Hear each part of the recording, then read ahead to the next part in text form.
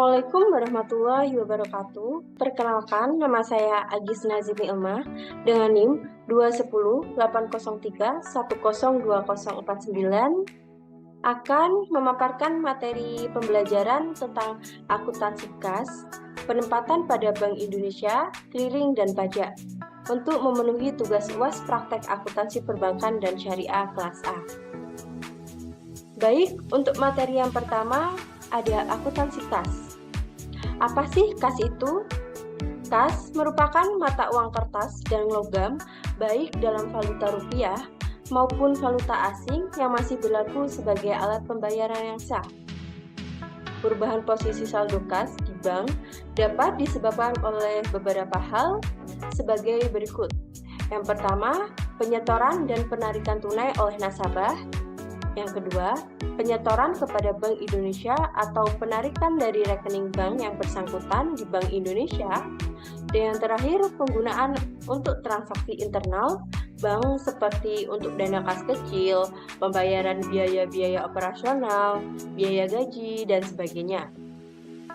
Baik, untuk materi selanjutnya ada penempatan pada Bank Indonesia.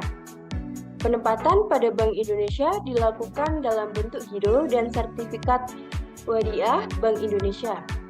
Giro Bank Indonesia merupakan rekening giro milik bank komersial dalam valuta asing maupun valuta rupiah di Bank Indonesia.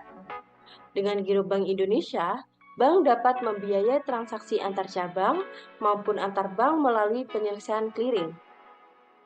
Mutasi giro Bank Indonesia makin sering dilakukan bila transaksi antar bank antar cabang makin banyak.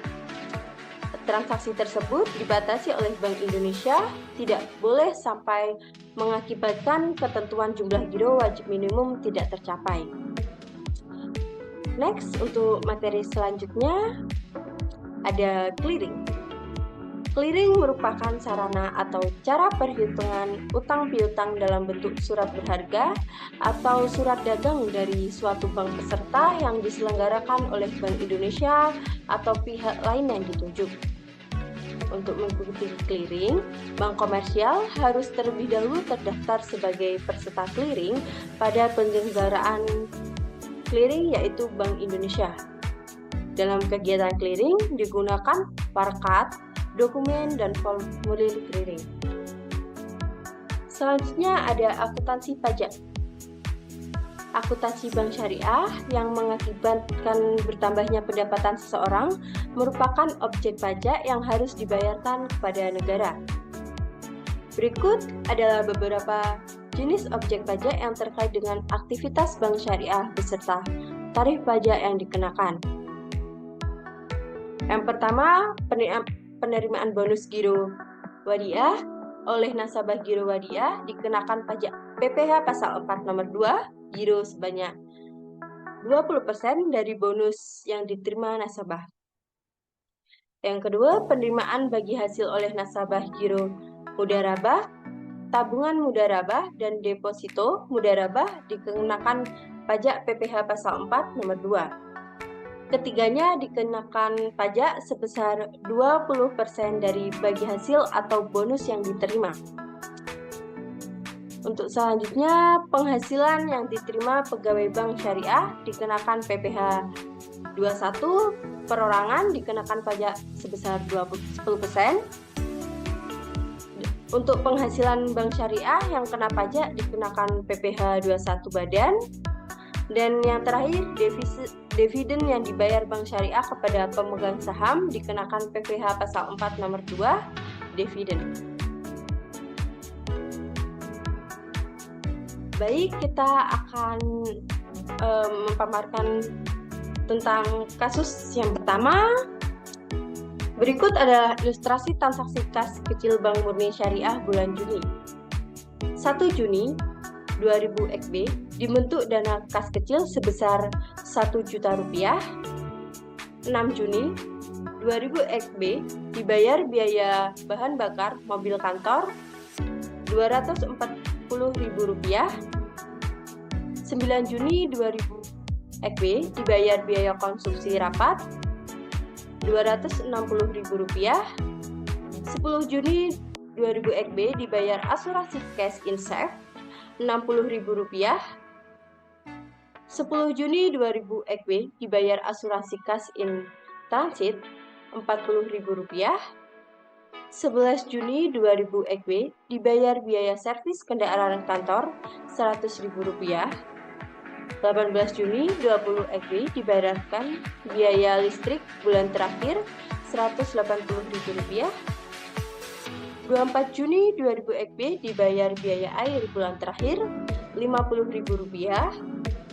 26 Juni 2000 EKB dibayar biaya langganan koran dan majalah Rp50.000. Dan 30 Juni 2000 EKB kas kecil diisi kembali. Buatlah jurnal transaksi di atas dengan menggunakan metode dana tetap dan metode berfluktuasi. Baik. Yang pertama, jurnal bila menggunakan sistem dana tetap. Pada tanggal 1 Juni 2000 EKB, dana kas kecil pada kas 1 juta. 30 Juni 2000 EKB, bahan bakar Rp240.000, beban konsumsi rapat Rp260.000, beban asuransi cash in safe Rp60.000, beban asuransi cash in transit Rp40.000, beban servis kendaraan Rp100.000, beban listrik Rp180.000, beban air Rp50.000, beban koran dan majalah Rp50.000, pada dana kas kecil sebesar Rp980.000. Dan untuk tanggal 30 Juni 2000 EKB, dana kas kecil pada kas sebesar Rp980.000. Selanjutnya, bila menggunakan jurnal sistem metode fluktuatif. Pada tanggal 1 Juni 2000 EKB, dana kas kecil pada kas sebesar Rp1 juta. Pada tanggal 6 Juni 2000 EKB, biaya bahan bakar pada dana kas kecil sebesar Rp240.000. Pada tanggal 9 Juni 2000 EKB, biaya konsumsi rapat pada dana kas kecil sebesar Rp260.000. Dan pada tanggal 10 Juni 2000 EKB, biaya asuransi cash in safe pada dana kas kecil sebesar Rp60.000. Pada tanggal 10 Juni 2000 EKB, biaya asuransi cash in transit pada dana kas kecil sebesar Rp40.000. Pada tanggal 11 Juni 2000 EKB, biaya servis kendaraan pada dana kas kecil sebesar Rp100.000. Pada tanggal 18 Juni 2000 EKB, biaya listrik pada dana kas kecil sebesar Rp180.000. Pada tanggal 24 Juni 2000 EKB, biaya air pada dana kas kecil sebesar Rp50.000. Pada tanggal 26 Juni 20 EKB, biaya koran dan majalah pada dana kas kecil sebesar Rp50.000. Pada tanggal 30 Juni 2000 EKB, dana kas kecil pada kas sebesar Rp980.000. Baik, teman-teman semua, mungkin itu saja pemaparan materi dari saya. Bila ada yang salah kata, mohon dimaklumi. Sekian, wassalamualaikum warahmatullahi wabarakatuh.